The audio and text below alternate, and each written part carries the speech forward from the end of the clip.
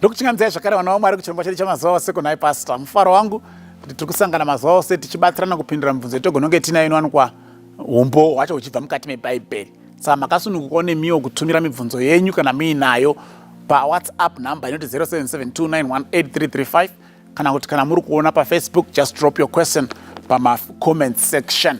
Mubvunzo tiri kupindura nhasi uri kuti iwo kunhai pastor, munyika itsva muchafiwa here? Mabva papakotwa Isaiah 65 verse 20. Ndikaitiverenga Isaiah 65 verse 20 ndo yadenha mubvunzo iwoyo. Isaiah 65 verse 20, no more shall an infant from there live but a few days, nor an old man who has not fulfilled his days.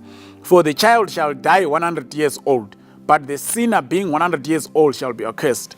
Saka ndo pabva mubvunzo kuti saka kuchafiwa here futi munyika itsva, because pari kunzi for the child shall die ane 100 years old, uye vatadzi vakasvika 100 years vanenge vachizotukwa.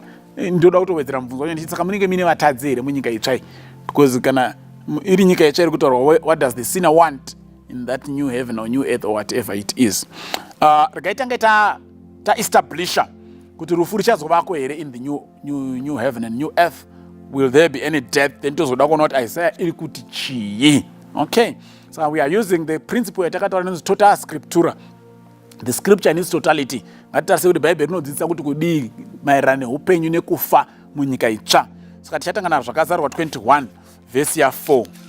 Revelation 21 verse 4 inoti iyo, and God will wipe away every tear from their eyes. They shall, in fact, mkatangira pa verse ya 1, now I say, I saw a new heaven and a new earth. For the first heaven and the first earth had passed away. Okay, and there was no more sea. Verse 4, God shall wipe away every tear from their eyes, and there shall be no more death, no sorrow, no crying. There shall be no more pain, for the former things have passed away. This is straight and clear as it is coming. There will be no more death in the new heaven and new earth which God is going to create. Revelation 20, chapter 20, verse 14. Death and Hades were cast into the lake of fire. This is the second death. Kureva kuti rufu ruchafa. So rufu pachezvaro runzi ruchakandwa mudziva romoto. God is going to destroy death. So ndokusaka chapter 21 yazo, there will be no more death, because death itself is going to be destroyed. 1 Corinthians chapter 15 verse 26.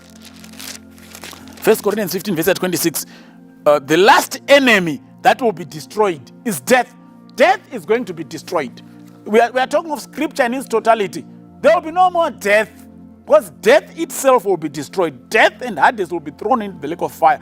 There is no more death, no more pain, no more crying in the new earth and new heaven. Saka ngatichidzokere pana Isaiah tichitsvage kuti iri kuti kudii kana ichiti a child will die 100 years old. Verse 16, lautangira pa verse 17, iyi ndiyo inonzi immediate context kana muchikurangara ma-principles of interpreting scripture atakambotaura some time back. Kuti sometimes you just need to read mavhesi ari pamusoro pevhesi yakunetsa kana ari pazasi pacho, unotoona kuti nyaya yako inobva yajeka. Ndiyo yatiri kushandisa panapa principle iyo, the immediate context principle. Ngatinzwe kuti nyaya iyi yatangira papi ichitaura kuti kudii. Verse 17, for behold, I create new heavens and a new earth, and the former shall not be remembered or come to mind. Verse 18, but be glad and rejoice forever in what I create. For behold, I create Jerusalem as a rejoicing, and her people a joy. I will rejoice, verse 19, in Jerusalem, and joy in my people. The voice of weeping shall no longer be heard in her, nor the voice of crying. Verse 20, no more shall an infant from there live but a few days. Nor an old man who has not fulfilled his days. For the child shall die 100 years old, and the sinner being 100 years old shall be cursed. Such chiri kuitika nai pastor. Kana makateera patora nyonzi, I will create a new heaven and a new earth. Patora nyonzi, I will create Jerusalem, and it will be a joy even for my people. Rangarirai Mwari ari kuprofita the exile that was yet to come. Okay, vana vaMwari vaizotorwa senhapwa vachiendeswa either kuSyria or kuBabylon. But he is saying things will not remain like that. Ndichadzosa zvakare mufaro wekare. Saka ndichaita zvinhu patsva. Saka mavhesi aya chapter 65 yaIsaiah from verse 17 kusvika kwainopera iri kuya iri in a dual way. Iri kutaura zvinhu zviri nguva imwe chete. Ukatadza kuziva kuti apa kutaurwa chipi unozvisanganisa ukaita confusion. Zvakafanana naMateo chapter 24. That chapter vadzidzi vakabvunza Jesu kuti what will be the sign of your coming and of the end of the world?